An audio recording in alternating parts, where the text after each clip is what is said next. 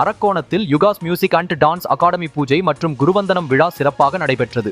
அரக்கோணம் தி down ஹாலில் யுகாஸ் music and dance academy சார்பில் பூஜை மற்றும் குருவந்தனம் விழா சிறப்பாக நடைபெற்றது.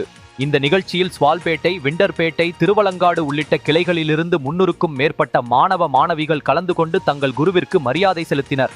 அதனைத் தொடர்ந்து பல்வேறு கலாச்சார நிகழ்ச்சிகள், பாரம்பரிய நடனங்கள், இசை நிகழ்ச்சிகள், சிறுவர் குழு நிகழ்ச்சிகள் என கலைகளின் அற்புத தோரணையை வெளிப்படுத்தினர்.